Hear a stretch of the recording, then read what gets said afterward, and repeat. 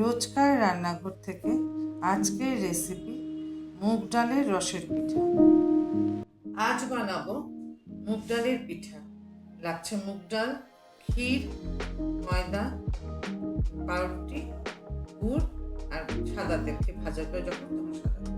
মুগ ডালটাকে আমরা এইভাবে খালি খোলায় এরকম লাল লাল করে ভেজে নিলাম।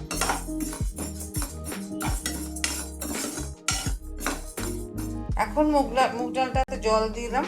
জল দিয়ে মিডিয়াম আঁচে সিদ্ধ করব যতক্ষণ না শক্তটা কাটে, মানে গলবে না কিন্তু মুগ ডালের শক্ত ভাবটা কেটে যাবে, ততক্ষণ পর্যন্ত সিদ্ধ করব।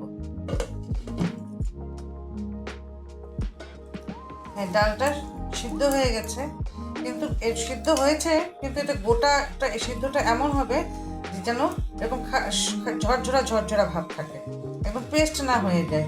এইভাবে পেস্ট হবে না, কিন্তু ঝরঝরা থাকবে। মুগ ডালটা আমি এরকম বেটে নিয়ে আসলাম। এটা পাটায় বাটতে হবে, মিক্সিতে হয় না। তো মুগ ডালটাকে আমি বেটে নিয়ে আসলাম এরকম, কারণ বাটতে এর জন্যই হবে, কারণ একটা যদি মুগ ডালের দানা থাকে তবে কিন্তু ভাজার সময় ফেটে যায়, তেল ছিটকায়।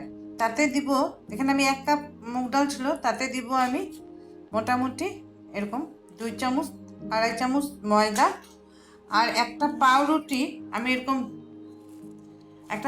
এরকম করে জলে ভিজিয়ে একদম চিপে শুকনা করে নিয়ে আসছি। কারণ পাউরুটিটা আমি এর জন্য দিচ্ছি, তাতে কি হবে, তেলে দিলে যে ফেটে যাওয়ার ভয় থাকে না, আলুর পিঠা মুগ ডালের পিঠা ফেটে যাওয়ার ভয় থাকে, ওই ভয়টা থাকে না। আমি এটা দিয়ে সুন্দর করে মেখে আমি নিয়ে আসছি, আমি দেখাবো। মাখার পরে এরকম একটা ডো তৈরি হলো। আমি 1 কাপ আর মিশাতে মুগ ডালে 2.5 চামচ ময়দা দিয়েছি আর একটা পাউরুটি দিয়েছি, তাতে এরকম টাইট একটা ডো তৈরি হলো। এখন আমি কিভাবে বানাবো সেটা দেখাই। আমি একটু হাতে সাদা তেল মেখে নিয়েছি। মেখে এইভাবে করে আমরা একটা লুচির মতন ডো তৈরি করব। এরকম করে লুচির মতন ডো তৈরি করব। এখন আমরা এটাতে একটু সাদা তেল মেখে নিয়েছি, তারা তো এটাতেও আমি হাতে করতে পারতাম, কিন্তু হাতে করলে সব জায়গায় সমান হয় না, তাই এখানে একটু আস্তে করে এইভাবে জাস্ট একটু সমান করে দিয়ে এইভাবে হাতে নিয়ে নিলাম।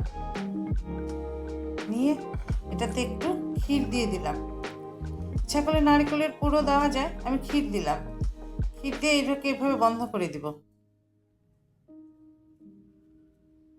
বন্ধ করে এভাবে গোল করে লম্বা করে দিব ল্যাংচাটা।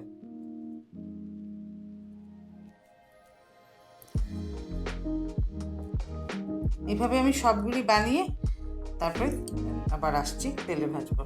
এখন আমরা মুগ ডাল ভেজেছিলাম যে কাপটা, সেই কাপের 2 কাপ সাদা তেল দিয়ে দিব।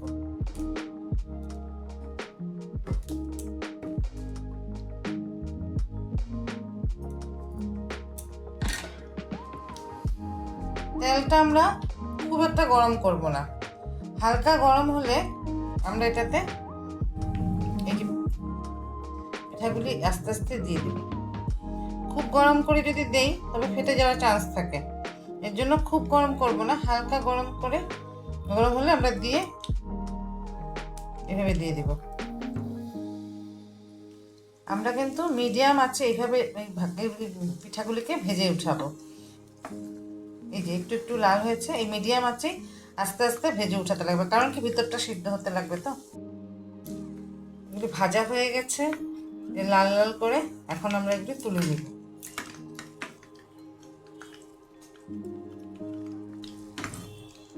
এখন আমি 200 গ্রাম খেজুরের গুড় 1.5 গ্লাস জল দিয়ে মিডিয়াম আঁচে শিরা বানানোর জন্য বসিয়ে রাখলাম। এটা মোটামুটি 7 থেকে 10 মিনিট সময় লাগবে শিরাটা হতে। ভাজা পিঠাটাকে আমরা 10 মিনিটের জন্য এই গুড়ের শিরাতে চুবিয়ে রাখব।